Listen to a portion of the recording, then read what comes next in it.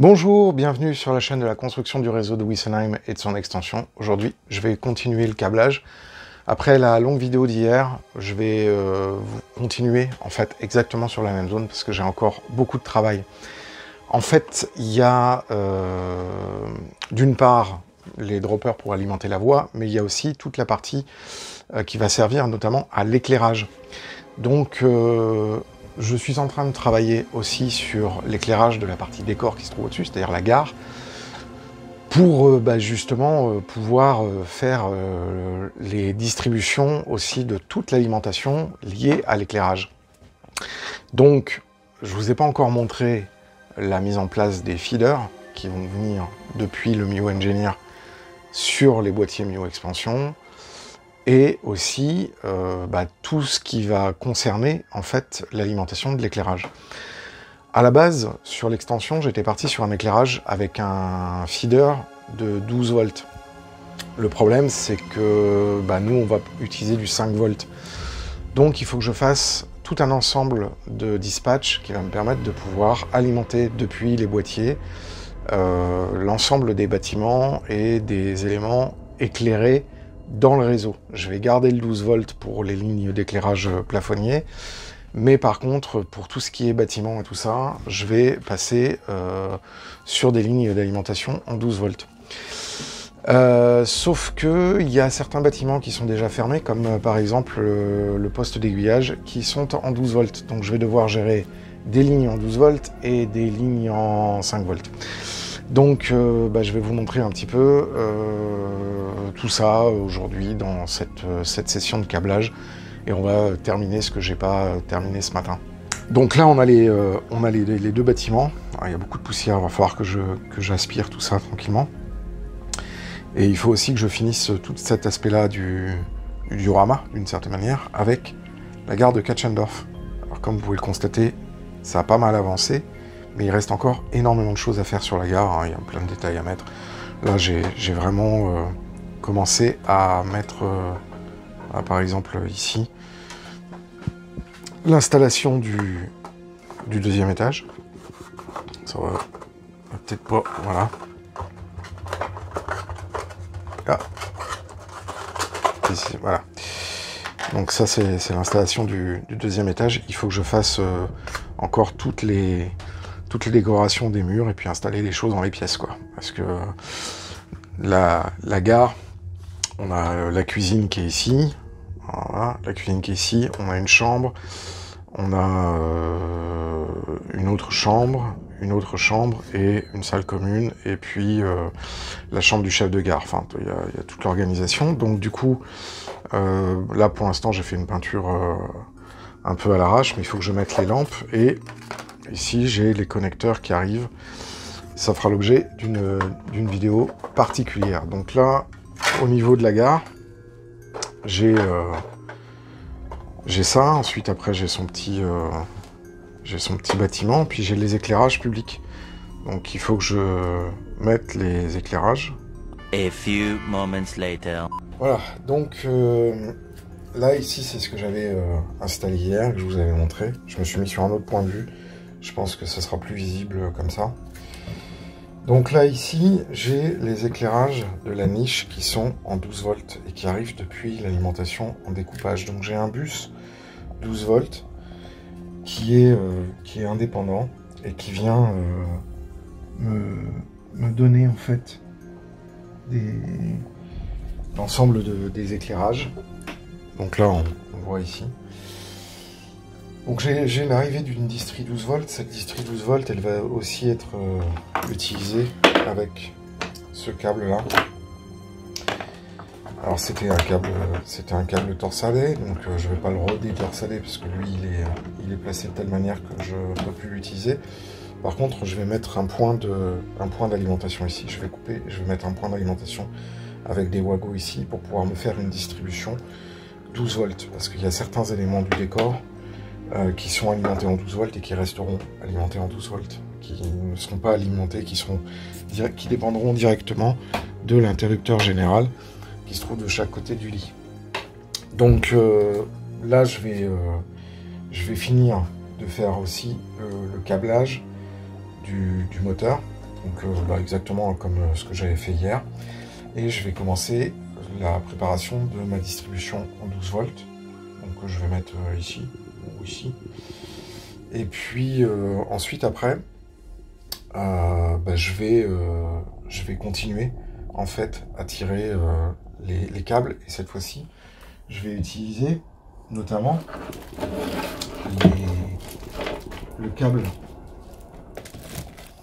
double, donc qui est comme ça, que nous on conseille, c'est du 1,5 mm². Et ça, c'est ce qui va transférer et faire transiter le signal DCC qui vient du Mio Engineer.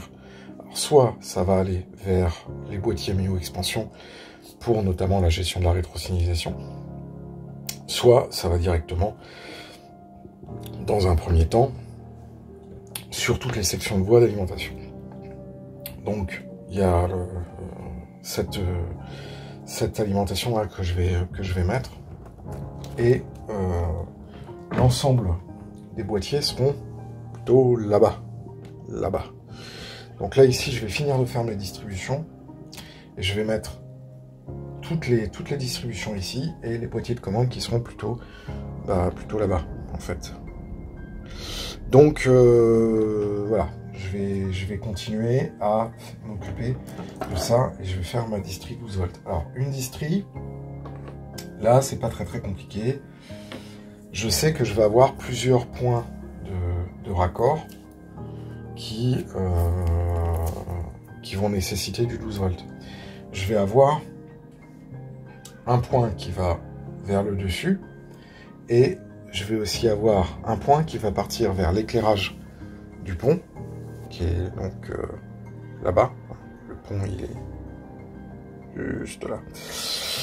Et je vais avoir d'autres éléments qui aussi sont alimentés en 12 volts. Donc, il faut que je fasse une distribution avec un raccord pour pouvoir ensuite refaire partir le 12 volts vers la suite et vers de l'autre côté au niveau du petit dépôt de Katchendorf, parce que là-bas j'ai aussi des alimentations en 12 volts et donc il faut que je fasse une connexion qui soit correcte.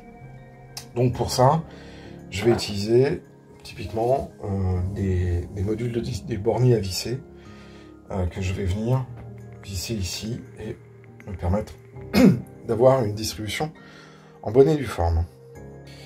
Alors, je vous parlais de bornier de distribution, je vais vous montrer comment ça se compose. Donc voilà, ça c'est un bornier de distribution. Donc on a une piste globale qui est soudée à des connecteurs à vis. Et donc du coup, là, quand je viens alimenter sur l'une des entrées, toutes les autres sont au même potentiel. Donc, pour éviter la confusion, puisque le 12 volts va avoir des câbles qui vont être assez similaires en couleur, parce que j'ai pas le choix, le bornier de distribution ne va pas être noir et rouge, il va être gris et noir. Donc le noir, ça va être pour la masse, ça va pas de problème. Et au lieu d'avoir un bornier rouge, là j'ai un bornier gris, ce qui, quand je vais les placer, me permettront de reconnaître l'ensemble 12 volts. Je mettrai éventuellement une étiquette pour bien me signifier que à cet endroit-là, je suis sur une distribution en 12 volts. Donc, ensuite, après, il y a des surélévateurs qui permettent de pouvoir surélever le bornier pour éviter que les cosses, enfin les pins, viennent toucher le bois, donc ça surélève. Et ensuite, il y a deux petites vis.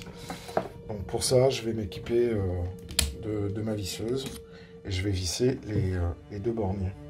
Et ben allons-y. Allez, on va s'occuper de ça. Je vais me libérer un peu de place. Alors, l'autre chose, ici vous avez un tuyau où il est marqué 220 volts. Donc c'est un tuyau en PVC dans lequel passe le fil d'alimentation 220 volts de la prise qui se trouve en bas, là, ici. Et là, comme le fil sort, j'ai remis 220 volts, attention, et je l'ai refait rentrer dans un tuyau. Donc ça, ce fil-là, il est à l'extérieur, il me permet de voir qu'effectivement j'ai du 220 volts. Et surtout, sur tous les endroits où j'ai du courant faible, bah, le 220 volts est protégé dans un tuyau, ce qui me permet d'éviter d'avoir des mauvaises surprises. Donc, je vais mettre ma distri 12 volts, je vais la mettre comme ceci, je pense. Je sais pas si on voit bien. Ouais, on voit bien. Du coup, il va falloir que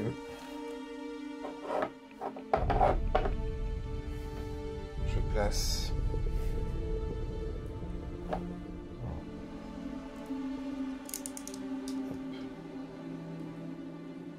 on va mettre ça comme ça.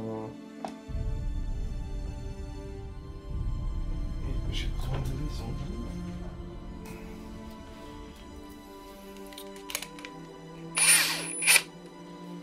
Je me mets en vitesse lente. Voilà. Et je vais utiliser un embout cruciforme parce qu'évidemment, je n'ai plus l'habitude d'utiliser des embouts cruciformes. Vu que majoritairement j'utilise du torque maintenant. Donc je vais mettre ça comme ça.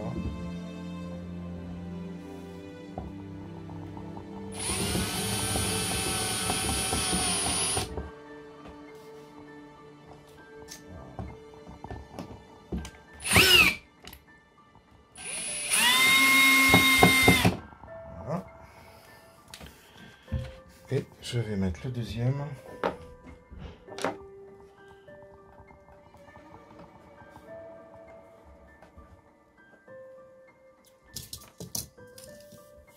C'est toujours la blague. D'aligner le trou. Voilà. On vient visser donc la deuxième vis cruciforme.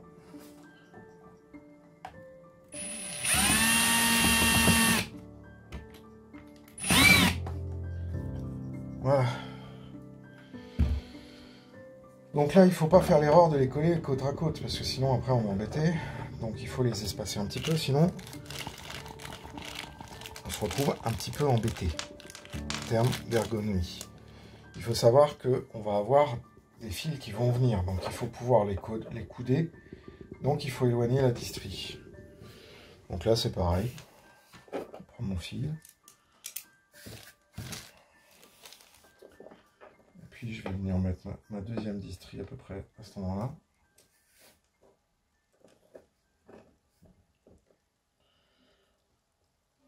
Voilà.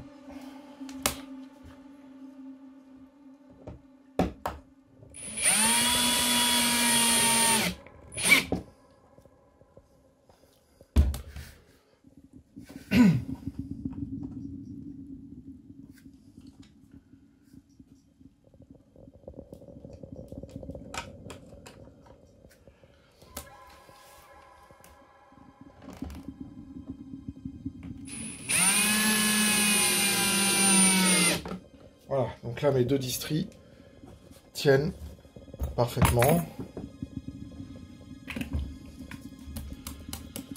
Et donc je vais pouvoir m'occuper de couper ça. Je vais enlever les wagots.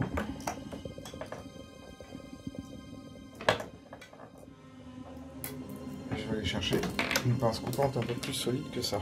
Alors, j'ai failli faire une connerie. Je me suis arrêté avant. J'ai failli faire une connerie. Là, ça alimente mon éclairage.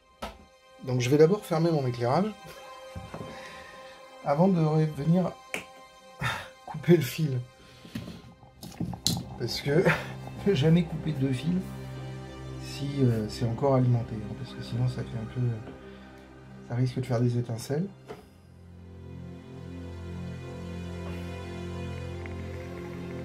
C'est pas l'idée du siècle, comme qui dirait l'autre. Voilà.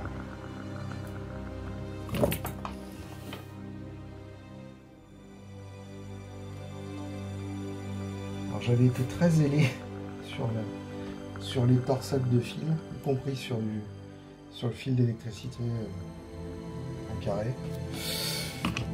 Bon, une bonne occasion pour mes camarades de se foutre un petit peu de ma gueule. Parce qu'effectivement,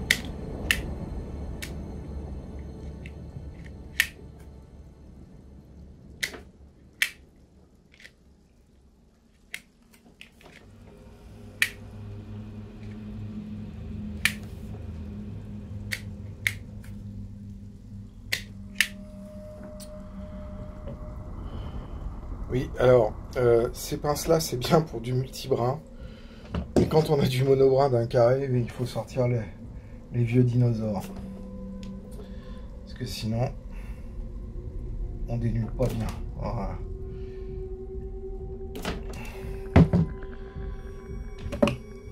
C'était un peu con. Mais bon.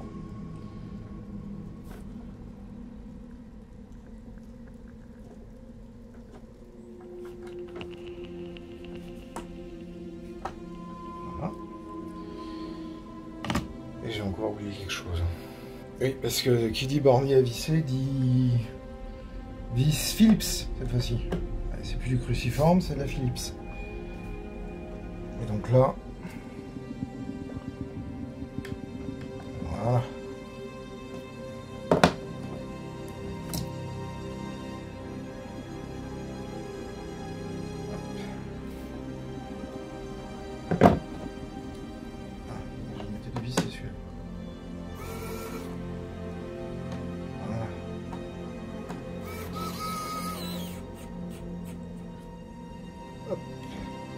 Et voilà. Et puis là, on peut mettre ça comme ça. Donc là, j'ai ma distrie. Donc si j'alimente et que je prends mon multimètre, sans mauvaise surprise, je me mets en courant continu. Sans mauvaise surprise, normalement, je devrais avoir du 12 volts, j'ai 12 volts 20. Voilà. Donc ça alimente ma distribution. Donc, jusque là, tout va bien. Donc maintenant, ben, je vais m'occuper de placer les trois Wago inline du moteur d'aiguillage. Comme ça, ce sera fait.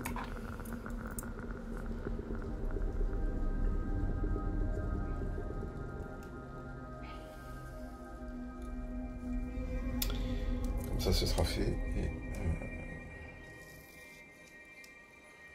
on pourra passer à autre chose.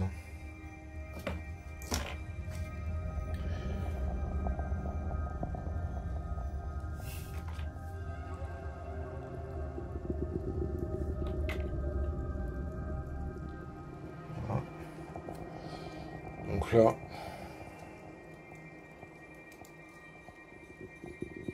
je vais la mettre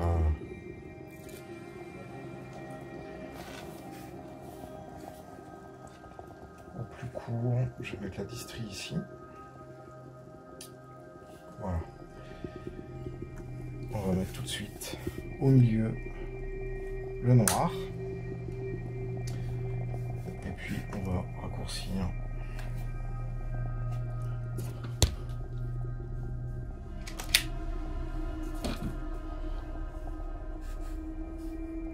Donc le violet, hein, comme j'avais fait l'ancien câblage, le violet correspond au gris. Voilà. Et le marron, bah, c'est le marron, donc ça, il n'y a pas de problème.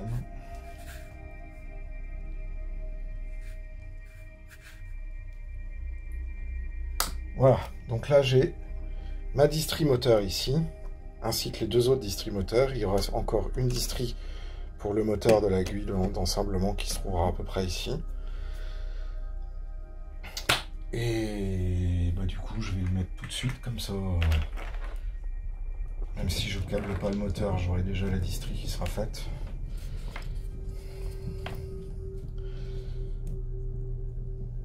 Hop.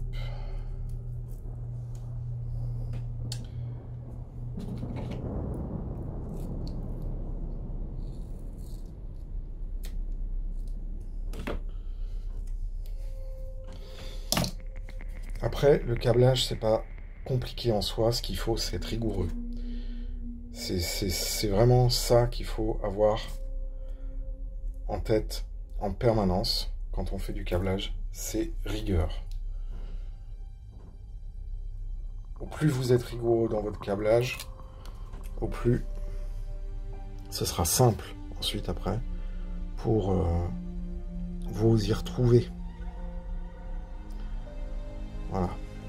Hop. Donc là, je les ressors. Voilà. Donc là, je vais ranger un petit peu.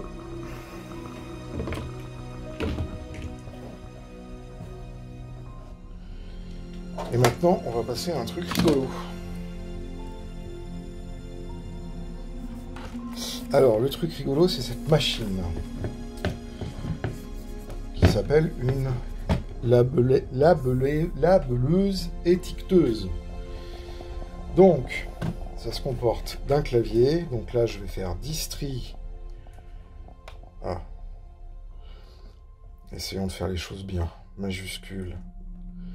10, non, pas majuscule, pas caps lock. Distri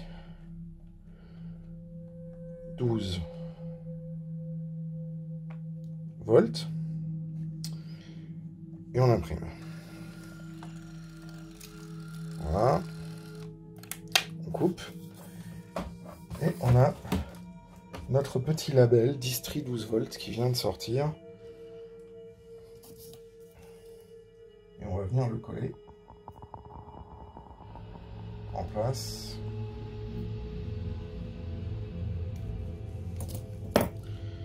Ce qui va me permettre de me souvenir que à cet endroit-là, c'est bien la distri 12 volts. Voilà.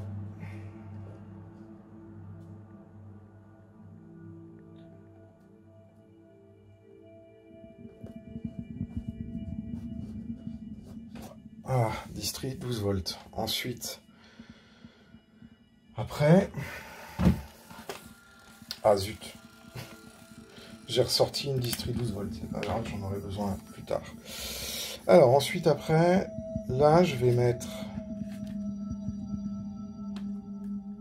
AIG. AIG droit.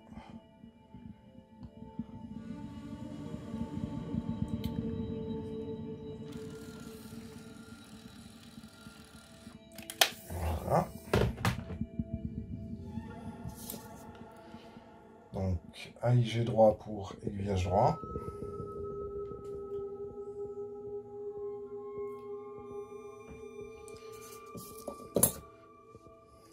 Puisque c'est ici, c'est un aiguillage droit.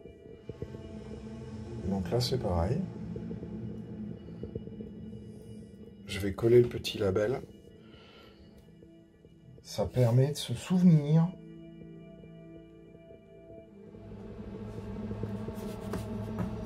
à quoi c'est dû. Ensuite, après,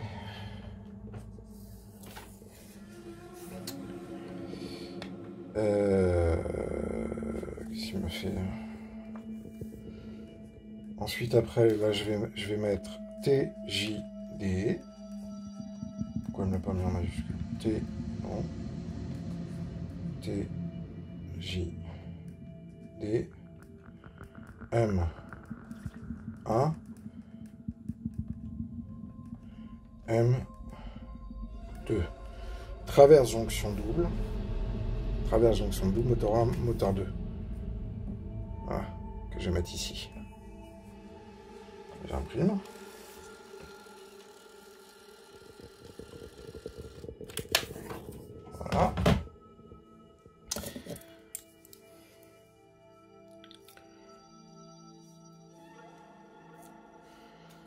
Alors, moi je vous conseille très fortement de mettre les labels, parce que entre le moment où on fait le câblage et le moment où on installe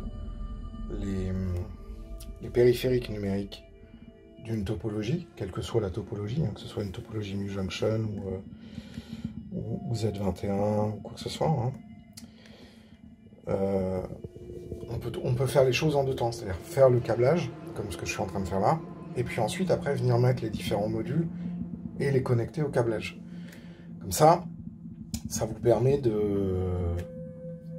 déjà d'avoir quelque chose d'assez propre, et puis vous n'avez plus que les modules à mettre, et donc du coup de ne pas vous perdre dans la multitude des différents câblages.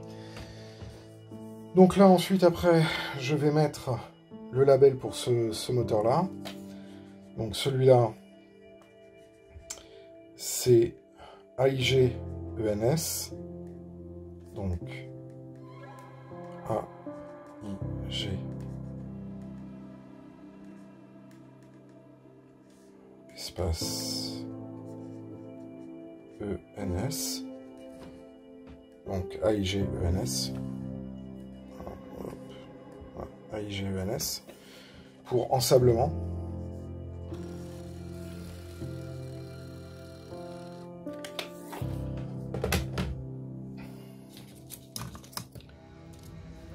Alors, normalement, elles ont dans l'ancien système des CC, tous ces moteurs auraient des numéros.